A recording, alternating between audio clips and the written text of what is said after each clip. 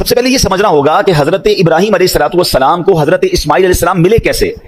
مجھے اچھی طرح رسیوں سے باندھ دیجئے گا تاکہ میں زیادہ ہلوں تو میرے خون کے چھینٹے کہیں آپ کے کپڑوں پر نہ پڑ جائیں.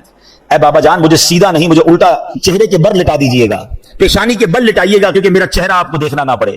کسی کا غریب رہنا اس کے لیے اچھا ہے اور کسی کا امیر بننا اس کے ایمان کے لیے اچھا ہے. میرا رب بہترین فیصلہ کرنے والا ہے, میری ماں سے زیادہ جب چاہنے والا ہے تو ڈیسیژن بھی بہترین ہوگا نا. روایت کے مطابق 7 دن اور ایک روایت کے مطابق 40 دن اس آگ میں رہے. مگر پہلا امتحان کیا تھا؟ اس دودھ پیتے بچے اور اس کی ماں کو ایک ایسے صحرا میں چھوڑ کر آ جاؤ کہ جہاں کوئی آبادی نہیں ہے. کے بعد ملاؤ. آپ کو پتا حضرت اسماعیل کی عمر کتنی تھی اس وقت؟ ان کو اس واقعے کو اپنے بچوں کو سنائیں. آج ہمارے سامنے تو ہم نے اپنے قربانی کو ایک فیسٹیول بنا دیا ہے. جناب جانور آ رہے ہیں, تصویریں کھینچ رہی ہیں, ہم گھما رہے ہیں, پھرا رہے ہیں, اور ذبح کے بعد جناب پھر اس کی باربیکیو پارٹیاں ہوں گی. کون بتائے گا بچوں کو, کون یاد کرے گا اس قربانی؟ اپنی اے فاطمہ اپنی قربانی کے پاس موجود رہو کہ قربانی کس پر واجب ہے, اور واجب ہوتے ہوئے اگر قربانی نہیں کرے گا تو پھر وہ گناہگار ہوگا. یہ علامہ اقبال شاعر مشرق نے کہا نا کہ اگر آج بھی ہو ابراہیم سا ایمان پیدا, آگ کر سکتی ہے انداز گلستان پیدا. انشاءاللہ قربانی کے موضوع پر چند باتیں انشاءاللہ میں عرض کروں گا. درود پاک کی فضیلت پر بڑی پیاری حدیث پاک سرکار مدینہ راحت قلب و سینہ صاحب معطر پسینہ صلی اللہ تعالی علیہ وسلم کا فرمان عافیت نشان ہے. اے لوگو, بے شک بروز قیامت اس کی دہشتوں اور حساب کتاب سے جلد نجات پانے والا شخص وہ ہوگا جس نے تم میں سے مجھ پر دنیا کے اندر بکثرت درود شریف پڑھے ہوں گے. یعنی قیامت کے دن جلدی فارغ, جلدی مشکل سے نکلنے والا, ڈیفیکلٹی سے جان چھوٹ جائے گی جس نے دنیا میں کثرت سے درود پاک پڑھے ہوں گے. اور ہم الحمدللہ ہر جمعے ہی تقریباً یہ حدیث پاک سنتے ہیں کہ جس کا مضمون ہے کہ جو کوئی شخص جمعہ کے دن 200 بار درود پاک پڑھے, حدیث پاک کے مضمون کے مطابق اس کے 200 برس کے گناہ معاف کر دیے جاتے ہیں. تو یہ خاص دن ہے, خاص گھڑیاں ہیں, کثرت سے درود پاک پڑھتے رہا کریں. آئیے مل کر محبت کے ساتھ باواز بلند درود پاک پڑھ لیں. صلو علی الحبیب صلی اللہ تعالی علی محمد صلی اللہ علیہ وسلم. آج سے 5000 سال کم و بیش, بلکہ اس سے بھی زیادہ سالوں پہلے 8 ذوالحجہ 7 اور 8 کی درمیانی رات تھی کہ اللہ کے خلیل حضرت ابراہیم علیہ نبینا علیہ الصلوۃ والسلام نے خواب دیکھا, اور خواب میں کوئی کہنے والا کہہ رہا تھا کہ اپنے بچے کو ذبح کرو. اب آپ بیدار ہوئے اور آپ سوچنے لگے کہ یہ اللہ کی طرف سے خواب ہے یا شیطان کی طرف سے کوئی اشارہ ہے. آپ ہیزیٹیٹ تھے, آپ کنفیوز تھے, سوچ و بچار کر رہے تھے. یوم الترویہ کہا جاتا ہے 8 ذوالحجہ کو. ترویہ کے معنی ہے سوچ و بچار, سوچ و بچار کا دن. 8 ذوالحجہ حضرت ابراہیم علیہ السلام سوچ بچار میں رہے, اس لیے اس کو یوم الترویہ کہا جاتا ہے. پھر 8 اور 9 کی رات, یعنی جس کو 9ویں رات کہتے ہیں, حضرت ابراہیم علیہ السلام نے پھر خواب دیکھا. پھر آپ کو خواب میں یہی بتایا گیا کہ آپ نے اپنے بیٹے کو ذبح کرنا ہے. اب آپ نے پہچان لیا کہ یہ اللہ کی طرف سے حکم ہے, یہ آرڈر اللہ کی طرف سے آیا ہے. اس لیے 9 ذوالحجہ کو یوم عرفہ کہا جاتا ہے. عرفہ کے معنی ہے پہچاننا, یعنی پہچاننے کا دن. لوگ حاجی 9 ذوالحجہ کو یوم عرفات میں جاتے ہیں, ہم یوم عرفہ کہتے ہیں. ایکچولی اس نام کی وجہ یہ ہے کہ حضرت ابراہیم علیہ السلام اس دن پہچان گئے کہ یہ اللہ کا حکم ہے. اور 10 ذوالحجہ کو یوم النحر کہا جاتا ہے, ذبح کا دن. تو یہ اس لیے کہا جاتا ہے کہ حضرت ابراہیم علیہ السلام نے اس دن حضرت اسماعیل علیہ السلام کو ذبح کرنے کا ارادہ کر لیا اور آپ چل پڑے ذبح کرنے کے لیے, اس لیے اس کو یوم النحر کہا جاتا ہے. ٹھیک ہے, پہلے یہ بات یاد رکھیے. اچھا, یہاں ایک میں شرعی مسئلہ بیان کر دوں کہ اگر آج کسی کو خواب میں کوئی ایسی بات آ جائے کہ اپنا بیٹا ذبح کر دیں یا فلاں چیز قربان کر دیں یا فلاں, یعنی یاد رکھیے ہم عام انسانوں کا خواب حجت اور دلیل نہیں ہوتی ہے. ہم میں سے کوئی بھی ایسا خواب دیکھ کر کوئی بھی ایسا کام کرے گا وہ گناہگار ہوگا. انبیاء کے خواب وحی ہوتے ہیں. ہمیں خواب میں کچھ بھی دکھ جائے, کوئی بھی آ کر کہہ دے, اگر وہ حکم شریعت سے ٹکراتا ہے تو ہم خواب پر عمل نہیں کریں گے. ٹھیک ہے نا. مثال کے طور پہ کسی کو اس کی مرحوم والدہ خواب میں آ جائیں اور وہ خواب میں آ کر کہیں کہ بیٹا نماز پڑھو, تو اچھی بات ہے بھائی نماز پڑھے, صدقہ و خیرات دو، اچھی بات ہے، خواب میں آیا چلے دے دیں. ماں خواب میں آ کر یہ بولے بیٹا نماز نہ پڑھو، تو اب خواب نہیں مانیں گے. ہو سکتا ہے میں نے دیکھا کچھ تھا، سمجھا کچھ تھا. خواب میں تو ویسے بھی بہت ساری چیزیں دیکھ رہے ہوتے ہیں جو ہمیں بعد میں اٹھ کے سمجھ نہیں آ رہی تھی کیسے ہو سکتا ہے. تو آپ بات سمجھ رہے ہیں؟ تو اس واقعے کے بعد کوئی شیطان ہے نا کسی کے دماغ میں یہ بات ڈال دے کہ جب حضرت ابراہیم کو خواب آیا تھا وہ بھی چلے بیٹا ذبح کرنے، ہم بھی چلتے ہیں. تو ایسا ہم انسانوں کے لیے، عام مسلمانوں کے لیے ایسا نہیں ہوتا. یہ بات سمجھ لیجئے گا. اچھا اب ذرا سمجھیے گا، یہ کوئی چھوٹی قربانی نہیں تھی اور یہ پہلی قربانی بھی نہیں تھی. حضرت ابراہیم علیہ السلام کی سیرت میں اتنی قربانیاں ہیں اور ایسی قربانیاں ہیں کہ عقلیں حیران ہو جاتی ہیں. سب سے پہلے یہ سمجھنا ہوگا کہ حضرت ابراہیم علیہ السلام کو حضرت اسماعیل علیہ السلام ملے کیسے.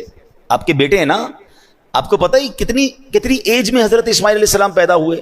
حضرت ابراہیم علیہ السلام کی عمر ہو گئی تھی 99 سال. وہ 99 سال کی عمر تک دعائیں کرتے رہے، یا اللہ بیٹا دے دے، یا اللہ بیٹا دے دے. اور دعا کیا ہوتی تھی؟ اسمع یا ایل، اسمع یا ایل. اس کے معنی کیا ہے؟ عربی زبان کا لفظ ہے اسمع، تو معنی بنے اے اللہ سن لے. اسمع معنی سن لے، اور ایل کے معنی یہ عبرانی زبان کا لفظ ہے، اس کے معنی ہے پروردگار، خدا. یعنی اے میرے رب، اے میرے پروردگار میری دعا سن لے. یہ پکارا کرتے تھے. اور تمنا کیا تھی؟ کہ اللہ مجھے بیٹا دے دے. 99 ایئرز کی ایج میں جا کے بیٹا ملا. اب یہاں ایک بات سیکھنے والی ہے. حضرت ابراہیم کون ہے؟ خلیل اللہ ہیں. خلیل کس کو کہتے ہیں؟ دوست کو، اللہ کے دوست. اور سرکار دو عالم صلی اللہ تعالی علیہ وسلم کے بعد اگر کائنات میں کوئی سب سے عظیم ہستی ہے، سب سے بڑی ہستی اگر نبی پاک کے بعد کوئی ہے تو وہ حضرت ابراہیم علیہ السلام. اتنا بڑا مرتبہ ہے اور اللہ کے دوست بھی ہیں اور اتنی دعائیں، مگر بیٹا نہیں ملا 99 سال تک. مجھے اور آپ کو کیا سیکھنے کو ملا؟ کہ جناب اللہ سے دعا مانگنی ہے مگر رب سے ناراض نہیں ہو جانا ہے، مایوس نہیں ہو جانا ہے. اگر نہیں مل رہا تو بھی راضی رہنا ہے. ہمارا پرابلم کیا ہے؟ 2 4 6 مہینے کوئی دعا کریں کام نہ ہو، ہیں یار دعا کرتا ہوں قبول ہی نہیں ہو رہی. مکے جا کے دعا کی پھر بھی قبول نہیں ہوئی، مدینہ شریف جا کے دعا کی پھر قبول نہیں ہوئی، فلاں بزرگ سے دعا کرائی پھر قبول نہیں ہوئی. لوگ کہتے ہیں جمعے کے خطبے کے درمیان دعا کرو، کتنے جمعوں سے دعا کر رہا ہوں قبول نہیں ہوئی. اللہ سے شکوا ہے، اللہ سے ہی بھروسہ اٹھنا شروع ہو جاتا ہے. نہیں بھائی کچھ نہیں ہوتا، سنائی ہے دعا قبول نہیں ہوتی. وہ اللہ کے خلیل ہیں اور 99 سال تک دعائیں کر رہے ہیں. کون ہے میرے اور آپ کے درمیان جو 99 سال سے دعائیں کر رہا ہے؟ اب اس پہ سیکھنے کو پتہ کیا ملتا ہے ان واقعات سے؟ کہ ہمیں اپنے رب سے مایوس نہیں ہونا ہے. پہلے یہ بھروسہ کر لو نا کہ اللہ میرے لیے بہترین فیصلہ کرنے والا ہے. ہم سب کی ماں، سب سے زیادہ پیار ہم سے کون کرتا ہے؟ ماں کرتی ہے نا. ماں کے دل میں ممتا ڈالنے والا کون ہے؟ یعنی میری ماں مجھ سے پیار کرے، یہ خیال اس کے دل میں ڈالنے والا کون ہے؟ اللہ نہ ڈالتا تو ماں پوچھتی بھی نہ. ذرا آپ سوچیں، صرف ماں، انسانوں کی ماں کے دل میں رب نے نہیں ڈالا. یہ جتنے جانور ہیں ان کی ماں بھی اپنے بچوں سے ویسا ہی پیار کرتی ہے، جان دے دیتی ہے، لڑنے آ جاتی ہے، چاہے وہ بلی ہو، کتا جو بھی جانور ہو. بچے کے لیے جانور بھی جان دینے کے لیے تیار ہو جاتے. کیوں؟ یہ اللہ نے خیال ڈالا ہے. اور اگر اچھا اب اس کی لاجک سمجھیں، اے ہائے میرے رب کی شان دیکھو. جب ہم پیدا ہوتے ہیں، ہم پیدا ہوں یا جانور کے یہاں بچہ پیدا ہو، کیسا ہوتا ہے؟ نازک سا، اس کی نہ ہمت نہ طاقت نہ چلنے جیسا قابل. اگر ماں باپ بچہ پیدا کرنے کے بعد بچے سے محبت ہی نہ کریں، خیال ہی نہ کریں، تو بچہ تو مر جائے گا نا.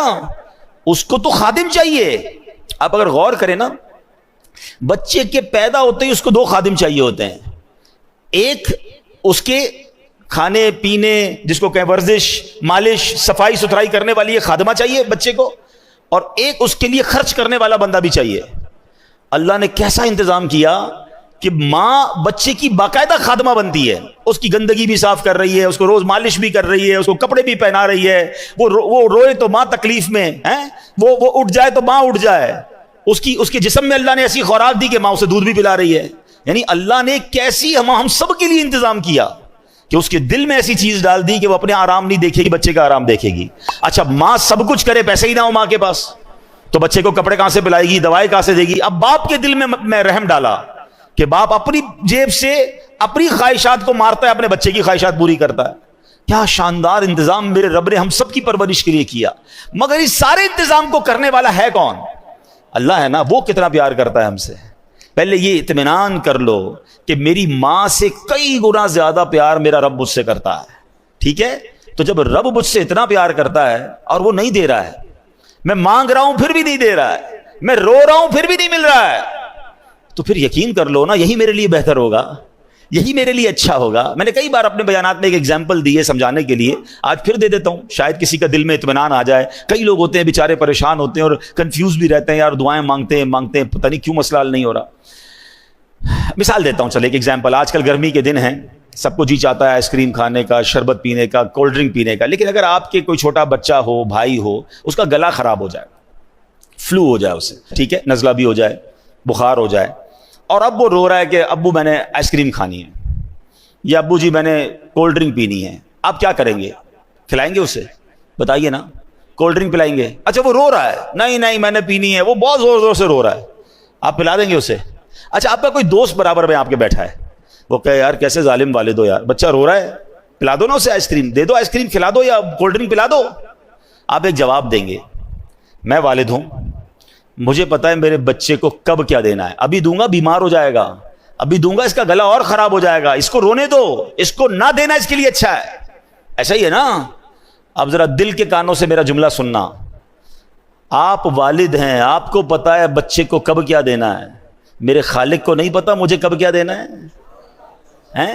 بات اگر یہ سمجھ آ گئی نا جس دن کہ میں رو رہا ہوں وہ نہیں دے رہا، میں تڑپ رہا ہوں وہ نہیں دے رہا، میں گڑ گڑا رہا ہوں وہ نہیں دے رہا، اب بندہ سمجھ جائے یہی میرے لیے بہتر ہے، میرا رب بہترین فیصلہ کرنے والا ہے، میری ماں سے زیادہ جب چاہنے والا ہے تو ڈیسیشن بھی بہترین ہوگا نا۔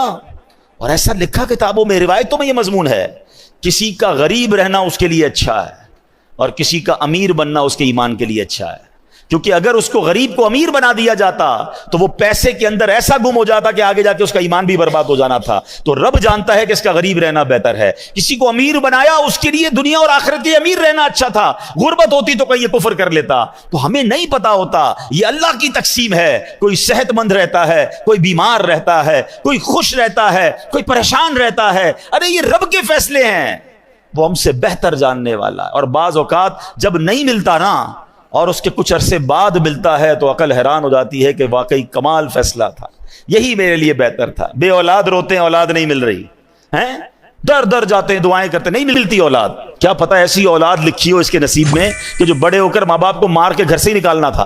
ہم نہیں سنتے بعض اوقات ماں باپ کہتے تو پیدا ہی نہ ہوتا تو اچھا تھا، اتنا بچہ تنگ کرتا ہے، تو یہ اللہ کے فیصلے ہیں۔ تو سبحان اللہ، حضرت ابراہیم 99 سال تک دعا کرتے رہے، اب جب دعا ہو گئی حضرت اسماعیل مل گئے۔ اب مجھے بتاؤ جس کو 15-20 سال بعد اولاد ملے تو وہ کتنا پیار کرتا ہے اپنے بچے کو، گود سے لگائے رکھتا ہے کہ اب تو پیر بھی زمین پر نہ رہے ہیں۔ مگر پہلا امتحان کیا تھا؟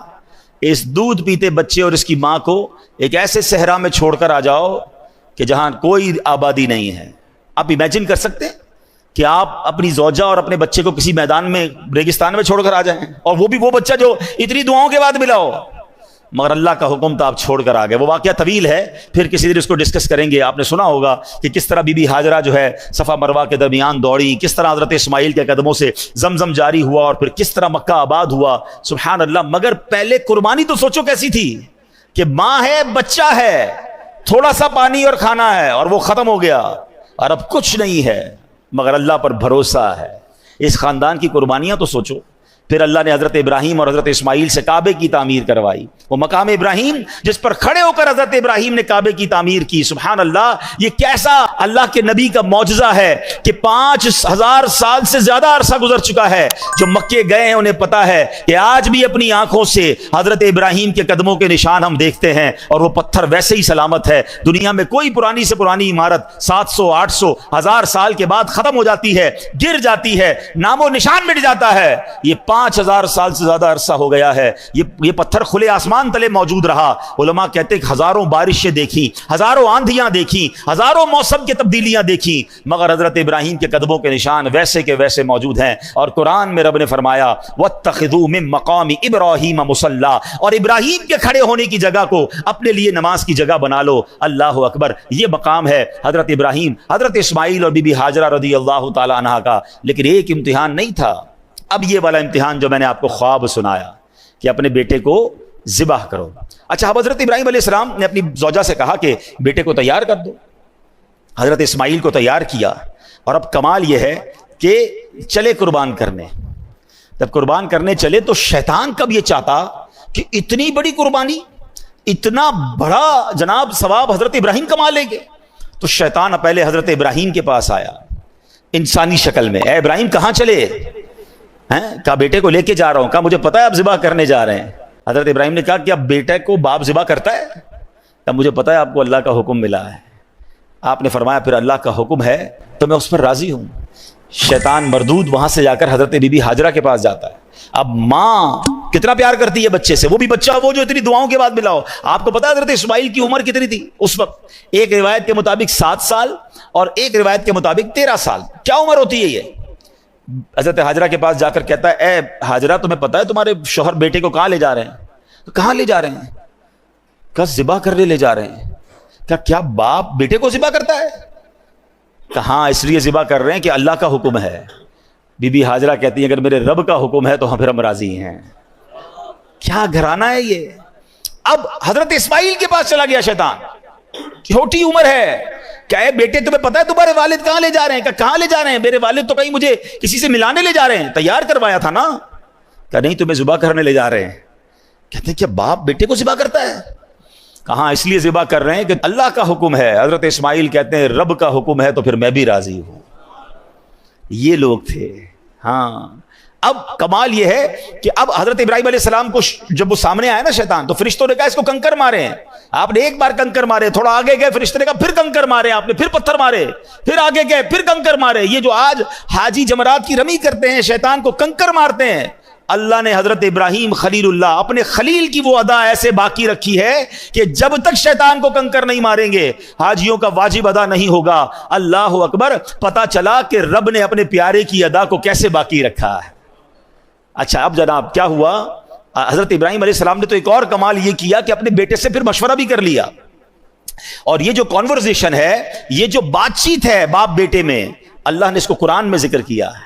حضرت ابراہیم علیہ السلام اپنے بیٹے سے پوچھتے ہیں یا بنیا انی ارا فی المنام انی اذبحک فانظر ماذا ترا.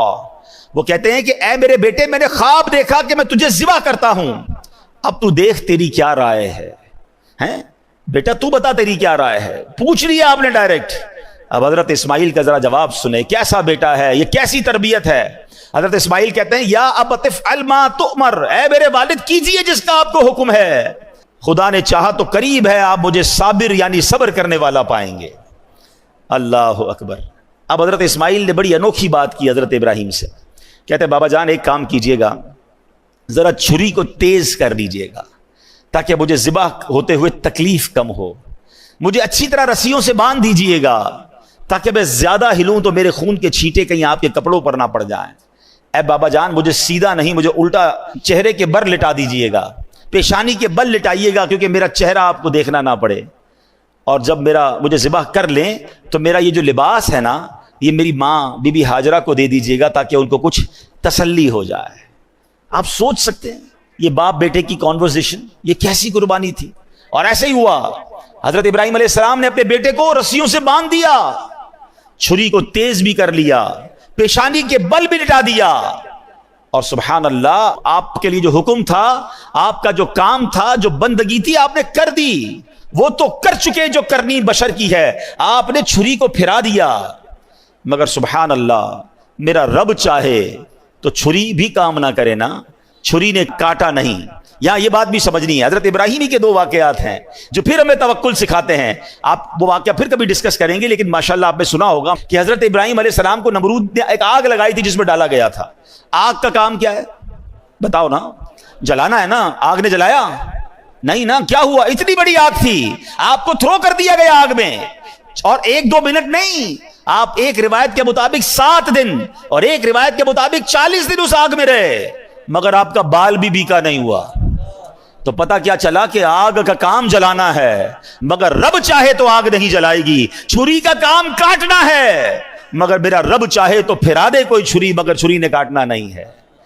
تو پتا یہ چلا کہ اگر آج بھی، اب یہ ہمارے لیے پھر پیغام ہے، ہم بہت ساری چیزیں کیلکولیٹر سے چل رہے ہوتے ہیں, بہت ساری چیزیں کیلکولیشن سے چل رہے ہوتے ہیں کہ یار یہ ہوگا تو پھر یہ ہو جائے گا, یوں کروں گا تو یہ ہو جائے گا, اتنی بڑی مشکل میں ہوں, یار کیلکولیشن بتاتی ہے یہ مشکل نہیں ختم ہوگی, میں یہ قرضے سے نہیں نکل سکوں گا, میں اس پرابلم سے نہیں نکل سکوں گا, ڈاکٹر کہتے ہیں بیماری ایسی ہے کہ بندہ نہیں بچے گا. ہم مایوس ہو جاتے ہیں, ہم اللہ کی رحمت سے مایوس ہو جاتے ہیں. ارے میری ایک بات تو سمجھ لو, مشکل کتنی ہی بڑی کیوں نہ ہو, میرے اور آپ کے لیے بڑی ہے, میرے رب کے لیے بڑی نہیں ہے. ان اللہ علی کل شیء قدیر. وہ چاہے تو آگ کو باغ بنا سکتا ہے, وہ چاہے تو چھری گلے پہ پھرا دی جائے کاٹتی نہیں ہے. ارے میرا رب چاہے تو اندھیرے کنویں سے نکال کر حضرت یوسف کو مصر کا بادشاہ بنا سکتا ہے. ختم ہو گئی تھی نا لائف, بھائیوں نے باندھ کر کنویں میں ڈال دیا تھا, اب اور کیا بچتا ہے؟ مگر اللہ نے صرف کنویں سے نہیں نکالا, مصر کا بادشاہ بنایا. حضرت میرا رب چاہے دریائے نیل حضرت موسیٰ اور ان کے ساتھیوں کے لیے راستے نکالتا ہے, اور اسی دریائے نیل میں پیچھے آنے والے فرعونیوں کو غرق بھی کر دیتا ہے. تو اللہ پر بھروسہ رکھو نا. ہم کیوں بھروسہ توڑ دیتے ہیں, ہم کیوں مایوس ہو جاتے ہیں, لوگ خودکشی کی باتیں کرنے لگ جاتے ہیں, لوگ ڈپریشن کی طرف چلے جاتے ہیں کہ نہیں ہو سکتا. ارے حضرت آپ کو نہیں پتا پرابلم بہت بڑا ہے, یقیناً تمہارا پرابلم کتنا ہی بڑا کیوں نہ ہو, میرے رب کی قدرت اس سے بڑی ہے, میرے رب کی نگاہ رحمت پڑنی ہے, تمہارے مسائل حل ہو سکتے ہیں. بس اصل بھروسہ چاہیے. علامہ اقبال شاعر مشرق نے کہا نا کہ اگر آج بھی ہو ابراہیم سا ایمان پیدا, there is only one condition, ایمان وہ والا چاہیے. اگر آج بھی ہو ابراہیم سا ایمان پیدا, آگ کر سکتی ہے انداز گلستہ پیدا. اب کیا ہوا, چھری پھرا دی, چھری نے کاٹا نہیں, اور اب اللہ نے حکم دیا حضرت جبریل امین کو, ہے جبریل جاؤ اور جنتی مینڈھا لے کر جاؤ. اور حضرت جبریل جنت سے مینڈھا لے کر آئے, اور جب لے کر آئے نا تو حضرت جبریل کی آواز کیا تھی, اللہ اکبر اللہ اکبر. حضرت ابراہیم اپنے بیٹے کے اوپر جھکے ہوئے ہیں, چھری ہاتھ میں ہے, آسمان کی طرف نظر کی تو دیکھا کہ جبریل آسمان سے آ رہے ہیں. آپ سمجھ گئے کہ میرے امتحان کا وقت ختم ہو گیا. آپ نے کیا کہا, لا الہ الا اللہ واللہ اکبر. حضرت اسماعیل جو نیچے لیٹے ہوئے تھے وہ بھی سمجھ گئے, جب تکبیر کی آوازیں سنی تو سمجھ گئے کہ امتحان پورا ہو گیا. کہتے ہیں اللہ اکبر وللہ الحمد.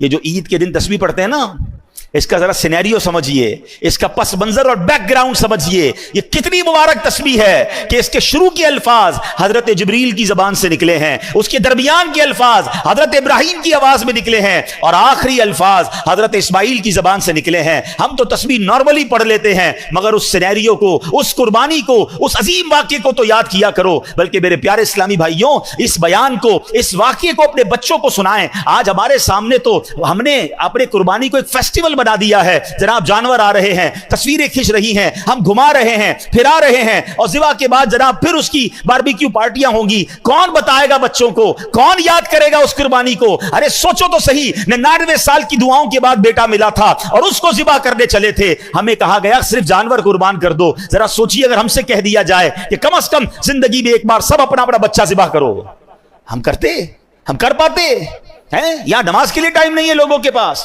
فرض حج ہو جاتا ہے تو حج کرنے نہیں جاتے, کون قربانی دیتا؟ سوچئے کتنی آسانی ہمارے لیے. لیکن کیا ہم بھول جائیں گے اس قربانی کو؟ کیا یاد نہیں کریں گے کہ اللہ والوں نے کیسی کیسی قربانیاں دی؟